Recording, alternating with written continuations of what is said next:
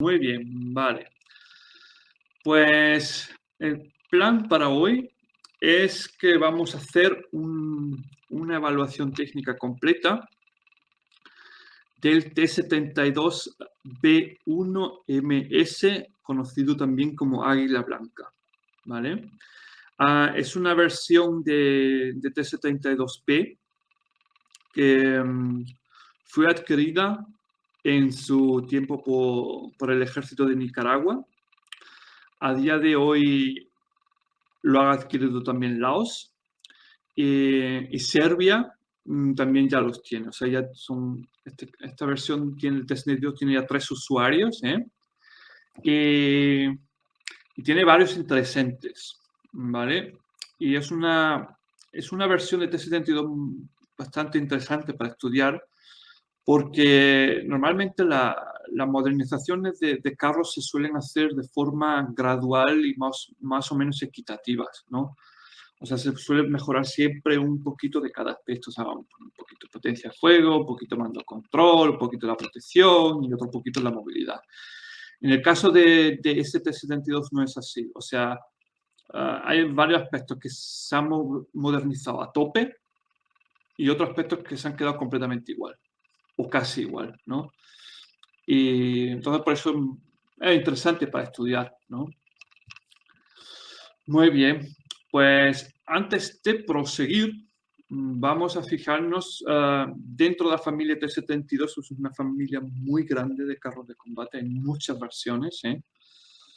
Es un aspecto que muchos pasan por alto porque la amplia mayoría de la gente habla, no, es T72, y es T72, T72 no es igual a T72, ¿sí? O sea, porque hay muchas versiones y las capacidades de cada una pueden hacer tremendos saltos, ¿eh? O sea, hay que tener mucho cuidado, ¿eh? Los T72 de hoy en día no se pueden meter todo en el mismo cajón, ¿no? Porque si no te vas a llevar un susto, ¿eh? ¿Vale? Entonces, a día de hoy es una familia que entró en servicio en 1973. Ya estamos en el 2021, estamos hablando de más de 50 años de servicio, ¿eh? Es un carro que se sigue modernizando y se sigue vendiendo, ¿eh? En fin, el siguiente paso vamos a ver la mejor forma de estudiar este T72 de Nicaragua es que vamos a compararlo con la versión anterior de la que esta modernización surgió, ¿no? Para que así podamos ver exactamente dónde están las mejoras en las capacidades y cómo de buenas son esas mejoras, ¿no? Por eso vamos a ir pasando en paralelo entre un T72B1 y luego el T72B1MS de Nicaragua, para que así veamos punto por punto cómo va mejorando el carro y qué capacidades está recibiendo, ¿vale? Pero antes de proseguir con eso, vamos primero a fijarnos dónde está el original, el T72B1, dónde está dentro de la familia, en qué generación, ¿eh? Y para eso vamos a ir ya compartiendo la primera página, ¿eh? Vale.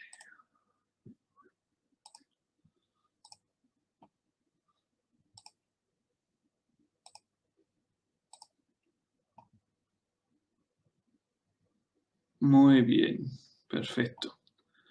Pues aquí tienes un artículo, uno de los artículos en mi blog sobre todas las versiones de la familia de 72 que hay, ¿eh? Y vamos a empezar con la primera, ¿eh? A ver, aquí. Muy bien. Primero que hay que tener en mente es que dentro de los T-72 soviéticos y, mejor dicho, luego más tarde rusos, hay que tener en mente que hay varias generaciones, ¿vale? La primera generación es la generación Ural, que entró en servicio entre 1973 y 76. Es una es la primera versión de T-72 soviética que entró en servicio. Y ahí podemos ver la peculiaridad de esta versión es que o sea, se ha copiado muchos conceptos y principios del T-64, ¿no? Solo que hay que tener en mente que el T-64 es un diseño ucraniano, mientras que el T-72 es un diseño ruso, ¿no? Y aquí hicieron varios cambios fundamentales, ¿no? Lo que sí, lo que sí se puede ver es que la primera generación de T-72 era una generación de transición. O sea, todavía tenía elementos de un carro moderno, ¿no? O sea, de un carro de nueva generación, como por ejemplo el blindaje compuesto, ¿no? Cargador automático, cañón de animalisa, calibre 125 milímetros, pero todavía estaba en fase de transición y tenía otros elementos de los carros de las generaciones antiguas. Entonces, una cosa que podemos ver aquí, a ver, sí. Y es que si nos fijamos aquí en la torre,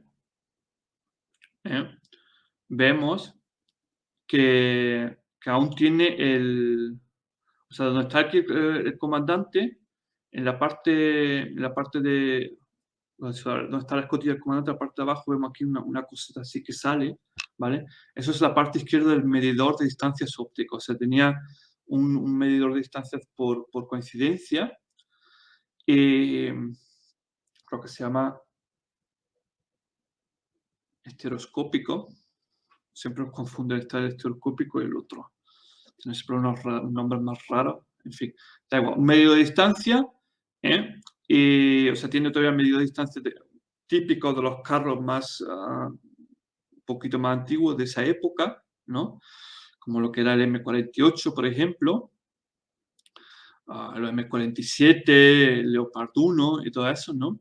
Y el blindaje de la torre sigue siendo completamente de acero, ¿no? Entonces, ahí vemos que el T-72 original entró en una fase ahí entre el medio, donde todavía sigue teniendo elementos antiguos de la generación anterior, pero también elementos de la generación posterior, o sea, de la nueva generación de carros de combate, ¿no? Y entonces, luego, entró el servicio el T-72, 3 años después entró ya la próxima modernización, el T-72 Ural 1 de 1976, o sea, solo 3 años más tarde, y ese ya tiene distintas mejoras en otros aspectos.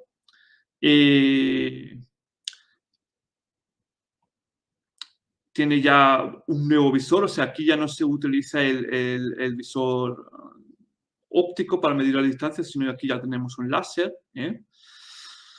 y otras cosas, ¿no? Para mejorar la cosa. Y luego está, y luego ya en 1979, o sea, exactamente el mismo año que el Leopard 2 entró en servicio en Alemania, y solo un año antes que el Abrams, porque este entró en 1980, servicio, llegamos a la generación T-72A, ¿vale? El T-72 Ural 1 es una generación, una versión intermedia, o sea, sigue teniendo elementos del T-72 Ural original, pero tiene ya también otro elemento del T-72A, ¿no? Y luego ya con el T-72A se hace el salto por completo, ¿vale? Esto ya es un carro que es prácticamente de la década de los 80 y ya tiene un medidor de distancias láser, ya tiene un blindaje compuesto por completo, o sea, tiene toda la barcaza como una torre. Y todas las cosas. Y esta versión es la que luego se vende junto con al extranjero para ser producida en licencia por otras naciones bajo la denominación T-72M1, ¿vale? Es una cosa que no lo entiendo, porque si la versión que yo estoy vendiendo es un T-72A, ¿por qué lo llaman T-72M1? Es una cosa que no sé, no lo entiendo y hay varias naciones que hacen eso. Si es un T-72A, pues llámalo T-72A y punto. ¿Por qué lo llamas M1? ¿No? Es lo mismo con la versión anterior, el T-72 Ural 1, que se conoce en el extranjero como versión de producción de licencia T-72M, ¿vale? O sea, ya de aquí os dejo ya una cosa muy claro, ¿eh? Ural 1 es versión M, son iguales. T-72A es versión T-72M1, son iguales, ¿vale? Por la cosa que de aquí voy a aclarar yo otro mito, y es el mito de que la Unión Soviética vendía a los clientes T-72 degradados. Eso no es así, ¿vale? La Unión Soviética nunca ha vendido T-72 degradado y nunca ha hecho eso, ¿vale? Lo que está ocurriendo es que lo que la Unión Soviética está haciendo, está vendiendo versiones al extranjero que están menos modernizadas, ¿vale? Entonces, en este caso, con el T-72A, esta fue la última versión de T-72 que fue exportada al extranjero, o sea, que fue vendida, ¿vale? Todas las demás versiones, o sea, la siguiente generación que vino posterior, esa nunca fue vendida, ¿vale? Es una cosa, un detalle muy importante. O sea, Unión Soviética no vendía T-72 degradados, vendía T-72 que estaban menos modernizados, ¿vale? Porque el T-72 hay que tener en mente que durante toda su vida de servicio ha sido constantemente modernizado. De hecho, prácticamente por regla de dedo, cada 3-4 años había una versión nueva de T-72. ¿eh? Y claro, tú no puedes, Rusia tiene miles y miles de estos carros y Rusia no tiene las capacidades tecnológicas para modernizar miles de carros de un golpe. Entonces, eso es un proceso que se va alargando con el tiempo. Primero modernizo 100, el próximo mes modernizo otros 100 y así va siguiendo. Entonces, a lo largo del tiempo vas teniendo un grupo de T-72 que están al último nivel tecnológico y otros que se están quedando atrás, ¿no? Y esos que se estaban quedando atrás son los que ellos han estado vendiendo, ¿eh? Pues ya de ahí que quede este mito claro. Entonces, a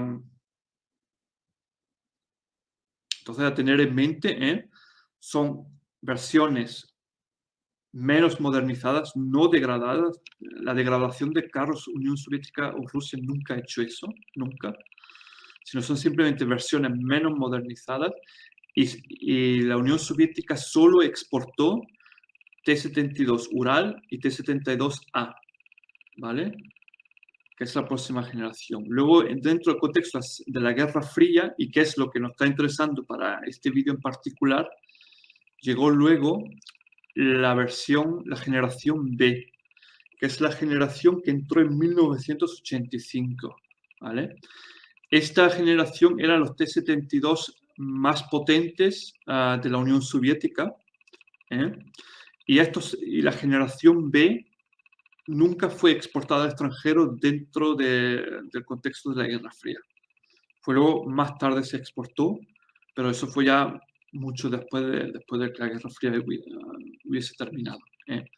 Entonces, de aquí, T-72B nunca se vio en el extranjero, ¿vale? Y esta es la versión que aquí nos vamos a fijar en concreto, que es una versión que entró en servicio en 1985, Tiene un visor de comandante con mayor magnificación, tiene amplificador de luz segunda generación, un sistema de tiro ligeramente mejorado.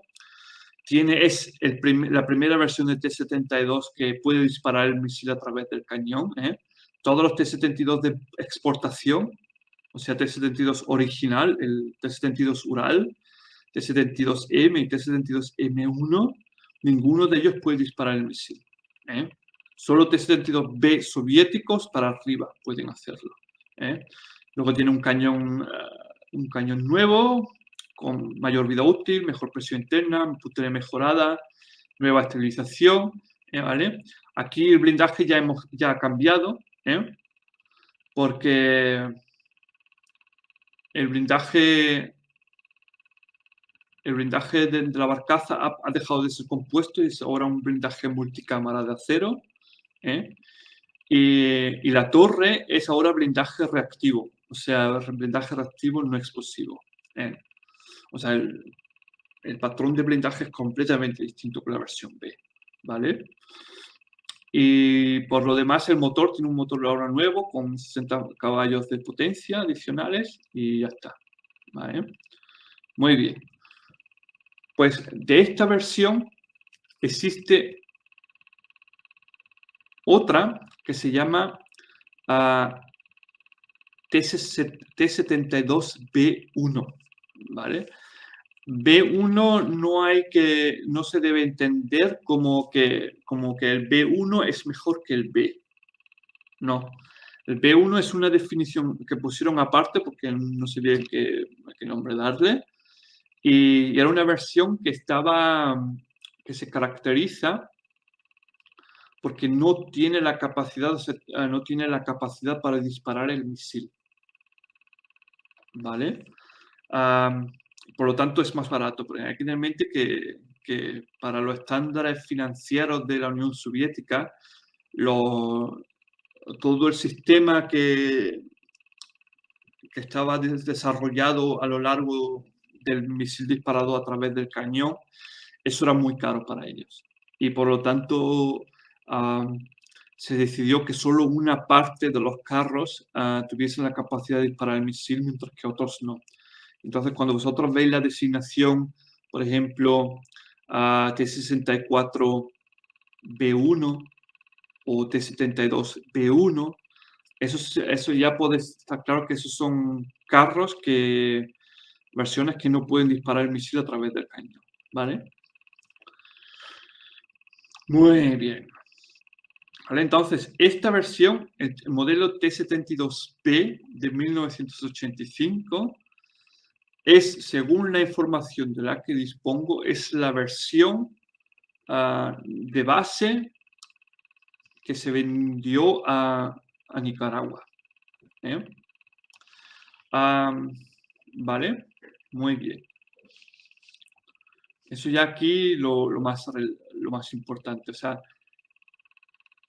ya que, resumiendo, la próxima versión del T-72 fue el T-72B, modelo 1989, que ya tiene un blindaje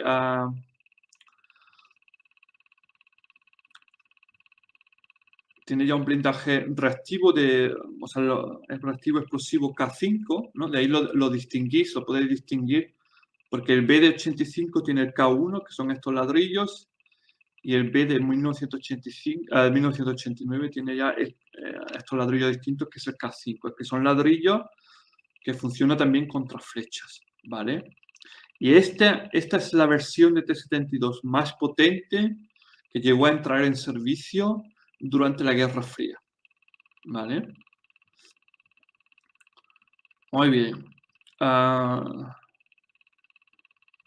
Sí, está bien. Luego ya, después de la Guerra Fría, vamos a ir terminando con esto de la familia de los T-72. Luego ya, después de la Guerra Fría, dentro del contexto de Rusia, entró la generación BA, que son la versión de los 90, periodo de transición al nuevo milenio, 1900... perdón, es que tengo que cambiar, se me ha olvidado.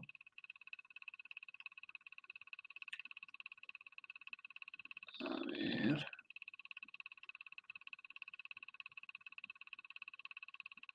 Un segundito.